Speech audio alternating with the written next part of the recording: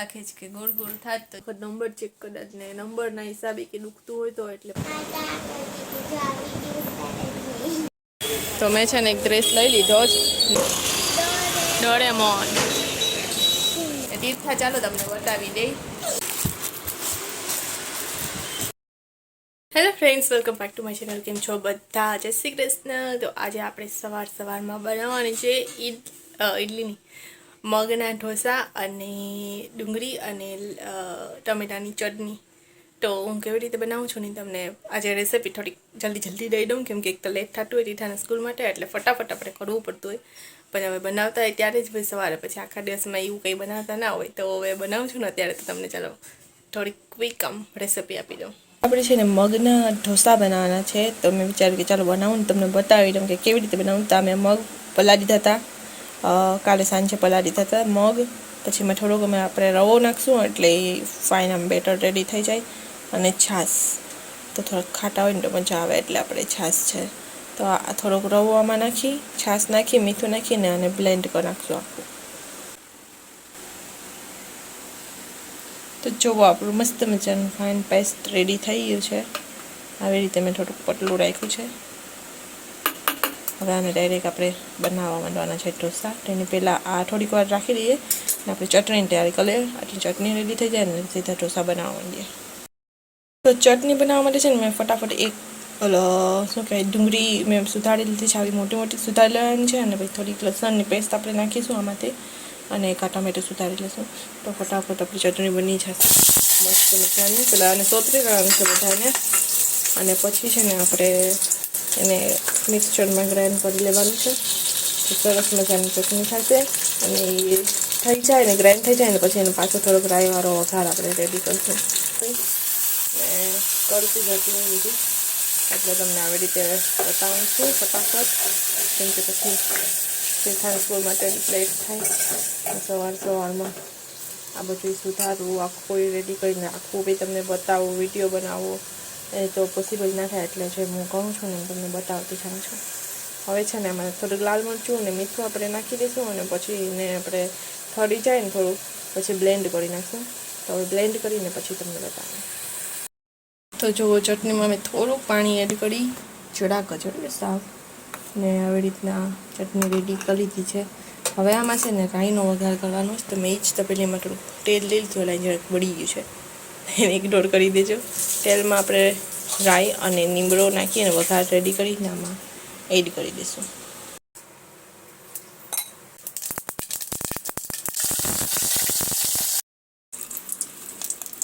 તો જો આવી રીતે આ ચટણી બને ટમેટો ને ડુંગળીની, એટલી સરસ બને કે તમે એકવાર બનાવશો ને તો એ તમને ચટણી બનાવવાની મન થાય. ઇડલી, ઢોકળા, ઢોસો બધા આરે સરસ લાગશે આ ચટણી.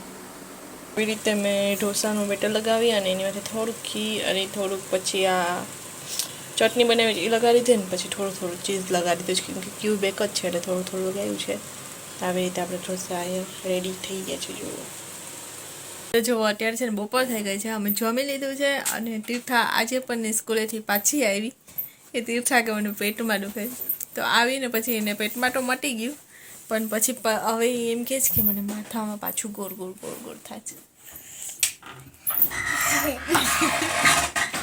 તો તીર્થાને છે ને મારા ચીઠ્ઠા લગાડી દીધા છે ઘઉંના. બોલામાં હવે દુખે છે, તો એ કયા રાખે છે કે ગોળ થાત. તો જો આજે ટાઈમ મળશે ને તો સાંજે પછી અમે દવા તો લઈ હતા, પણ એવી દવામાં ખબર નહીં એને ફેર નથી પડતો. તો બતાવ્યા એક વખત નંબર ચેક કદાચ ને નંબરના હિસાબે કે દુખતું હોય તો એટલે પછી એમ વિચાર છે કે નંબર બતાવી આવીએ, ચેક કરાવી આવીએ કે નંબર તો નથી આવી ગયા ને હવે ખબર નહીં. તો જો હશે ને તો સાંજે આપણે ચેક કરાવવા જવું પડશે. ફોન તો અમે નથી દેતા એને જોવા, ટીવી થોડુંક જ જોજ, પણ ખબર નહીં હવે હું કામ એને માથું માથું એટલે દુખે છે કે અમે ફોન તને નથી જોવા દેતા. તો હાલે અત્યારે તને ફોન દઈ દઉં, તું જો ને મટાવી દે માથું તારું. કરવું જ એમ જો ઇંગ્લિશના ક્વેશ્ચન આન્સર જો કેમ યાદ રહે, તો એના માટે મહેનત કરવી પડે. 2 પેજના ક્વેશ્ચન આન્સર. તો કરવા બધીને હોય જ, તને એકને જ થોડા હોય. ઓનલાઈન ભરશે તો આ વખતે ક્વેશ્ચન આન્સર હતા ને 0 મળ્યા. ઓય હા. તો તીર્થા હજી થર્ડમાં જ છે, તો એને 3 લાઇનવાળા ક્વેશ્ચન આન્સર આવી જાય કે 3 લાઇન તમારી થાય ને આટલો આન્સર લખવાનો. એટલે આન્સર તો થોડુંક લાંબુ હોય પણ તમારે 3 લાઇન સુધીનો લખવાનો. મમ બે વર્ડ હે ને એક લાઈનમાં હમાઈ દીધા હતા. તો પછી સાયન્સમાં 19 આવ્યા. સારું. તો એક કપાઈ. તો યાદ કર એટલે પાછા માર્ક્સ ના કપાય. અમને એક્ઝામ આવશે, તીર્થાની એક્ઝામ હમણાં થાય તો એની મોડ આ માથાનું જે ક્લિયર થઈ જાય ને તો સારું. તો હવે સાંજે આપણે હશે તો નંબર ચેક કરવા જવું પડશે. તો ચશ્માનું તીર્થાનું નંબર ચેક કરવા જવાનું હતું પણ હજી હિતેશ આવ્યો કદાચ ને આવી ગયા હોય તો એને લીધે થતું હોય તો, પણ હિતેશ તો હજી ના આવ્યા. તો પછી હું વિચાર્યું કે ચાલો ગામનું કામ છે ને તો ગામમાં કામ પતાય આવીએ. ડ્રેસ જોવો તો મારે કામ છે તે હજી હું ઇરેઝર ન થપાયું પાકતા આવી. ઇરેઝર બાકી. સારું ચાલો તો આપણે એ કામ પતાવી આવીએ. તો જો ગામમાં પહોંચી ગયા અને જરા છાંટું આવી છે વરસાદની. તો મેં છે ને એક ડ્રેસ લઈ લીધો જ ને ત્યાં તીર્થાને એટકી ચાલુ થઈ ગઈ. તો પાણીની બોટલ અપાવી, તો પાણી બોટલ ન લઈ આવી. તો એ કે ના પાણીની સોડા પીવી છે. ગામમાં તો જો બધી જગ્યાએ છે ને રાખડી દેખાય છે. તીર્થા કાર્ટૂનવાળી રાખડી ડોરેમોન લેવી તાર. અહીં છોટા ભીમ જો, પિકાચુ અહીં પાછળ. હમણાં કોણ કરતું હું ક્યાં કરું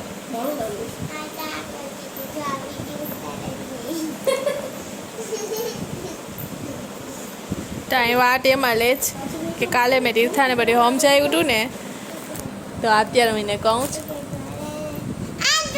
કે હું મેં તને કાલે કીધું તું. એટલે પિયામાંથી પૂછે છે કે શું કહે છે, એટલે અત્યારે કહે છે ને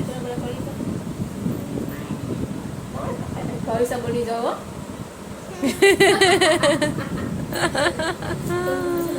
તો તીર્થાને છે ને ક્યાંય પણ અમે ગયા હોય ને એટલે તીર્થાને એમ લપ જ કરવી હોય કે હાલો ઘરે. એટલે હું એને કાલે એવી રીતના કહેતી હતી. તો બજારથી અમે મમ્મી ઘરે આવી ગયા.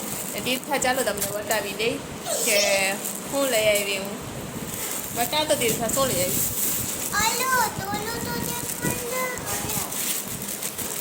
તો છે ને જો ડ્રેસ લઈ આવી. ડ્રેસનું કાપડ છે અત્યારે એ જ હતો કેમ કે સાતમ આઠમ હવે આવશે ને એટલે માલ એ બધી હવે આવશે. એટલે જોવા બાંધણીનો મારે લેવો તો બાંધણીનો લેવો તો, પણ બાંધણીનો છે ને પછી બહુ મોંઘો હતો. બાંધણી છે પણ પ્રિન્ટ બાંધણી. હા એટલે પછી આ બાંધણી ટાઈપ છે એટલે પછી આ લઈ આ એની ઊંધી છે.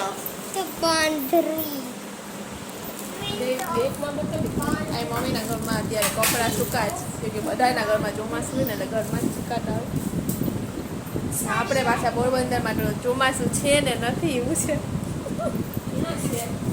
કપડાં ઉકાય હોય ને તો વરસાદ આવે, ના ઉકાય હોય ને તો તડકો નીકળે. એટલે એમ છે.